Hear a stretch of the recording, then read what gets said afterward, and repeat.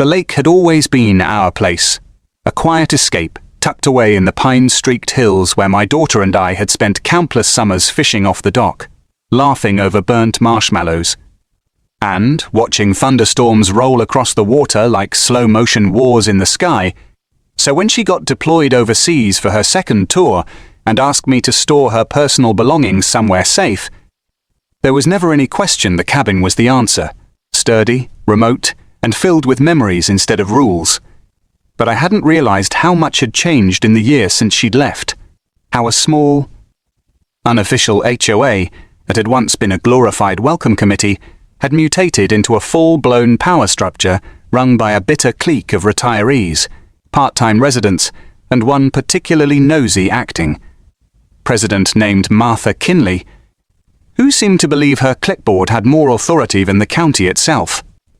It started the moment I backed my truck down the gravel road and began unloading my daughter's footlockers, military-issued, with her name, rank, and deployment tag still printed in bold stencil on the side.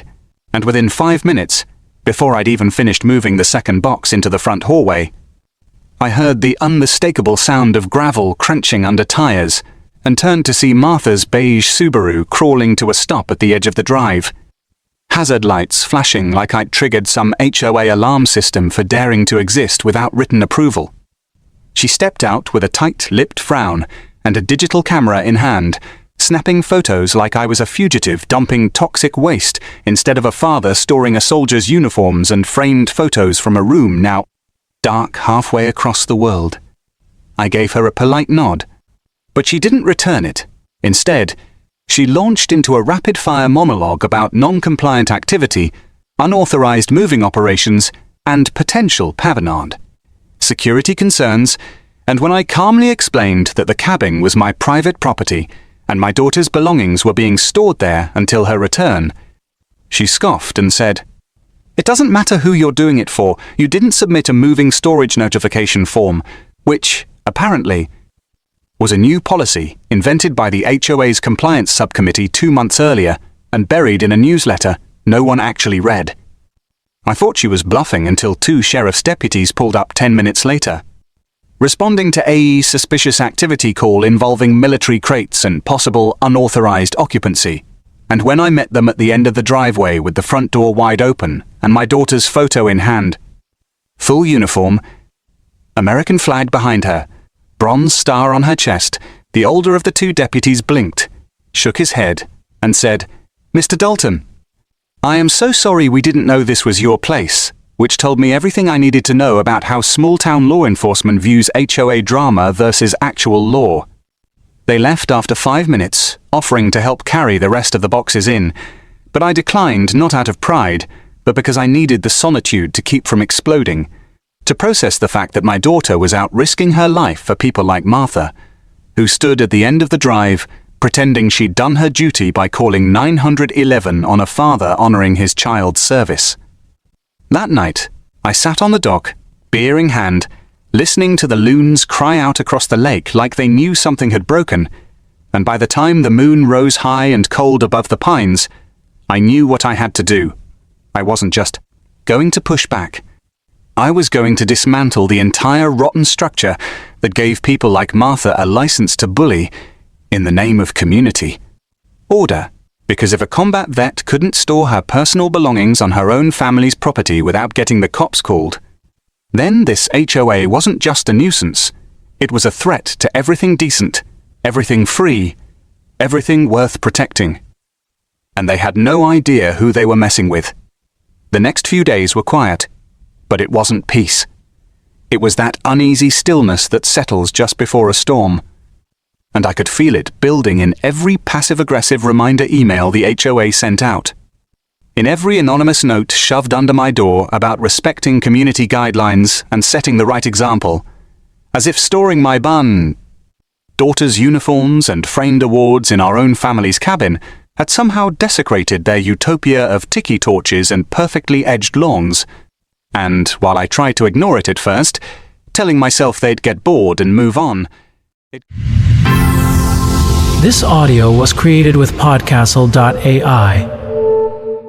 At first, telling myself they'd get bored and move on, It quickly became clear that this wasn't going to end with muttering or stink-eye glances at the post office. Martha had declared war, and she did it the way every bad HOA does, by hiding behind paperwork. First, a notice of violation citing non-permitted temporary storage of commercial materials, which was so absurd I laughed out loud reading it. Then came the fine $250 a day, retroactive to the day the first box hit the porch, authorized in a late-night board vote I hadn't even known about, which violated the HOA's own bylaws.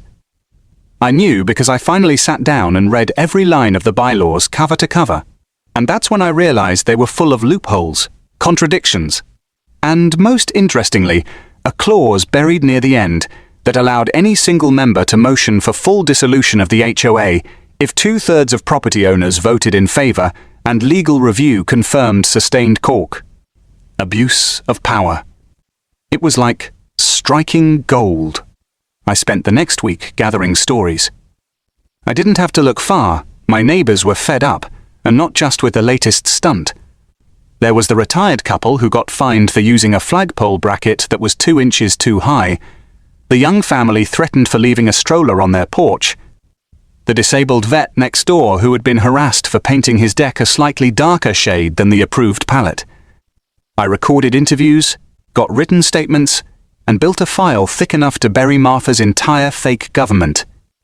And then I knocked on doors, one by one, explaining what the clause meant, what dissolution would do, what it wouldn't do, how it would return zoning control to the county, end the fines, free people from Martha's weaponized clipboards, and give everyone back the right to live quietly without fear of a citation for wind chimes or welcome mats. The response wasn't just positive, it was explosive. People signed eagerly, some angrily, many gratefully. Within a week, I had over 70% of the signatures I needed. The rest came slower folks who were afraid, uncertain, or just didn't want to get involved until I showed them the 911 transcript from the day the deputies came to my door and read them the part where Martha said, "I don't care if it's military, it doesn't belong here." That did it. People who had never voted in their lives suddenly wanted to know when and where to sign. I filed the petition, attached every piece of documentation, and handed it directly to the county clerk with a calm smile and a deep sense of satisfaction. What followed was a mandatory 30-day review process, during which Martha fought like a cornered animal, sending out hysterical emails about anarchy, posting signs warning of outsiders taking control, and even trying to schedule an emergency HOA meeting that no one showed up to. It was pathetic. When the review ended, the county issued its finding. The HOA had, in fact, acted outside its charter repeatedly, its enforcement procedures were invalid, and effective immediately, Ridgeview Lakeside Estates Homeowners Association was formally dissolved. No more dues. No more fines. No more Martha. I was at the cabin that morning, fixing a loose deck plank, when a courier dropped off the final notice, stamped and signed. I walked it straight to Martha's door, not to gloat, but to end it clean. I handed her the envelope. She opened it. Her lips tightened like she'd bitten into a lemon, and without a word, she stepped back into her house and closed the door. I haven't seen her since. Some say she moved to another HOA community 2 counties over. Others say she's still there, stewing in silence, hoping someone will let her hold a clipboard again. But me? I got back to living. My daughter returned 3 months later to a home free of fines, surrounded by people who now waved when they walked by instead of peeking through blinds. She cried when she saw her uniforms folded on the cedar chest by the fireplace. Not because of what they meant, but because they were still hers, untouched, unmoved, right where they belonged. That cabin, once a summer escape, had become a symbol of family, of service, of freedom. And for the first time in years, the lake was quiet not from fear, but from peace. The real kind, the earned kind. I thought dissolving the HOA would be the end of it. That cutting off the head of the bureaucratic snake would free everyone to live like human beings, instead of tenants in some petty tyrant's backyard kingdom, and for a while, it did feel that way. The fines stopped. The letters stopped. Neighbors began repainting their mailboxes and fixing up their porches without fear of regulation, and the lake itself seemed to breathe easier. Like the place had been holding its breath for years under the suffocating weight of compliance reports and committee threats. But peace, I soon learned, doesn't always mean silence. And people like Martha don't let go of power without leaving behind splinters meant to jab long after they're gone. Because even though the HOA was dead on paper, its ghost lingered in the form of old loyalties. Bitter neighbors who thrived under the old order and resented what they saw as chaos, though really, all they were witnessing was freedom dressed in casual shirts and wind chimes. The first sign came subtle, almost laughable. Someone dumped a bucket of old nails in my gravel driveway, right at the curve, where they'd be hidden just deep enough to catch a tire, but not deep enough to notice in time. And if I hadn't had military reflexes and a habit of checking the drive before pulling in, I might have learned the hard way. But I stapper. Spotted the glint, grabbed a magnet broom and swept the whole thing up, telling myself maybe it was just a coincidence, a leftover from an old construction project, until it happened again 3 days later, followed by AHE for sale. Flyer shoved into my doorframe, advertising my own cabin with a fake phone number and a caption that read, "Owner, desperate to leave, make any offer." And that's when I knew this wasn't over. Not yet that some fragment of Martha's little empire was still trying to claw its way back into power through sabotage, rumors, and pressure tactics. And I wasn't the only one. The retired Navy couple across the lake had a giant yellow X painted on their fence overnight, the same couple who'd testified during the petition review. The young family down the street had their car keyed after putting up a basketball hoop for their kids. And the county sheriff's office began receiving anonymous complaints about unregulated building activity, all aimed at the same group of us who had stood up to the HOA. It was subtle, indirect warfare, the kind that hides behind silence and uses shame instead of shouts, and it had Martha's fingerprints all over it, even if she wasn't the one holding the brush. So I did what I'd done before I started documenting, not to retaliate, but to defend, and with every photo, timestamp and statement I collected, the case against this shadow campaign built itself into a quiet indictment of everything the HOA had been. Not just rules and fences, but fear.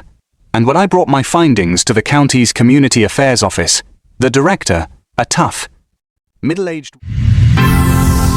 This audio was created with Podcastle.ai. Affairs Office, the director, a tough, middle-aged woman named Rosa with the no-nonsense attitude of a woman who'd been through 4 different zoning wars, listened carefully, then leaned back and said, "This ain't just petty revenge, mister. Dalton, this is a pattern of organized harassment under the guise of poster to a grievance." And with that, she forwarded the file to the county investigator, who opened an official probe into the former HOA board's actions, including Martha's, which was when the cracks really began to show, because within 2 weeks, one of her former allies, a man named Clifford, who used to chair the architecture committee, cracked under the pressure and confessed that Martha had been operating a private group chat labeled Lakeside Watchdogs, through which she coordinated these post-dissolution disciplinary reminders. And when the investigator pulled the phone records, they found messages instructing members to encourage compliance through visibility, report anonymously, and even remind key troublemakers that community standards still matter, which was just a thin veil. Over-targeted harassment, and that evidence was enough to push the county into action.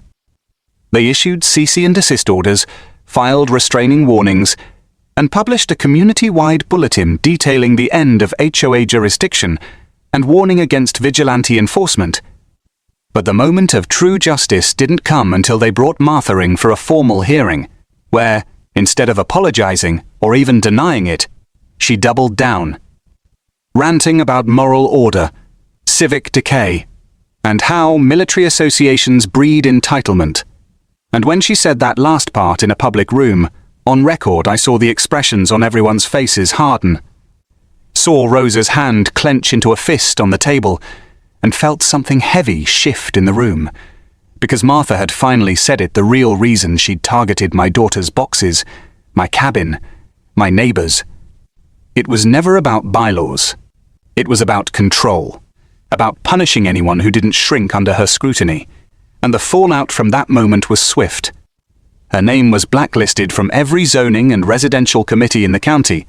Her old allies turned on her, and one even issued a public apology, calling the old HOA a shameful experiment in suburban authoritarianism. And after that, the silence we'd been waiting for finally came, the real silence, the kind you earn after standing your ground without palm. Stooping to their level, we rebuilt what we could, not just fences and flower beds, but trust. And as for my daughter, she came home to a neighborhood that waved instead of whispered. That brought her welcome home signs and handwritten notes from families who'd once been too scared to speak up. She didn't cry this time, she just smiled, nodded and said, "Good. Let's keep it this way." And we did. Because that lake wasn't just a place to store boxes or escape stress anymore. It was a monument to what happens when ordinary people refuse to be pushed around by fake authority. And when one man with a clipboard calls the cops on a soldier's family and ends up watching everything he built turn to dust, not because of violence or vengeance, but because of truth, unity, and one very stubborn father who decided enough was enough. And even though the county shut down every last shadow of what remained of the old HOA, banning their fines, stripping their authority, and freezing what little money they had left in their community fund, I knew, deep down, but the real work had only just begun. Because tearing down a broken system is one thing, but building something better in its place requires more than legal filings and signatures. It requires trust, consistency, and a whole lot of conversations with people who've been trained for years to stay quiet, fall in line, to look the other way when bad behavior hides behind the veil of rules. So I made it my mission to show up not just as the guy who dissolved the HOA, but as a neighbor, one who was still willing. This audio was created with Podcastle.ai. Dissolved the HOA, but as a neighbor, one who was still willing to shovel a stranger's coal, driveway after a storm, to haul in a floating dock, someone lost to wind, to smile and nod and ask about their kids or their health or their garden without ever bringing up Martha or fines or compliance. And over time, the change was real, not loud, but steady, like the lake slowly rising after a dry season, reclaiming its edges, and as I kept showing up, so did others. One neighbor trimming back the shared path by the shoreline, another offering to repaint the old community bulletin board, not because anyone told him to, but because it felt like the right thing to do. And little by little, people started to remember what a neighborhood feels like, when fear isn't the currency, when rules don't outweigh kindness, and when nobody's being watched, rated, or reported for leaving a canoe, leaned up against their garage. And in that quiet growth, something beautiful emerged. People started organizing their own gatherings, potlucks and game nights and fire pit weekends where kids ran barefoot through the yards and adults laughed like they dabble are.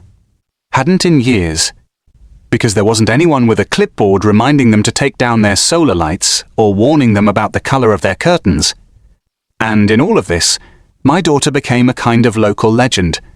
Not because of the uniform, but because she stayed calm when she had every right to be angry, because she stood firm with dignity when others tried to erase her presence, and because she never once demanded respect. She earned it, simply by being the kind of person who, after fighting in actual war zones, still believed this little patch of earth by the lake was worth protecting from small-minded tyranny. She started helping with town outreach, coaching softball on weekends, even giving a talk at the local school about leadership under pressure, and I watched parents line up afterward just to say thank you, some with tears in their eyes, because she reminded them of their own children serving overseas, or of the kind of strength they hoped their daughters might grow into. And one day, as we sat out on the porch watching the sun dip behind the trees, she turned to me and said, "You know, I was worried coming home would be hard, but you made it feel like I never left. And I didn't have words for that, just a nod and a hand squeeze, Because for all the noise and chaos, that moment was what this had always been core. About not the HOA, not the fines, not even Martha, but making sure the people who serve this country never have to fight to be safe in their own neighborhoods. And I won't pretend it stayed perfect, no place ever does. But after everything, the difference was night and day. People talked now, people checked in, and if someone got a little too nosy or started whispering about order and structure, the rest of us gently reminded them how that ended last time, and they backed down. Every car. Time, because the new culture was built on something stronger than fear. Memory, solidarity, and quiet courage.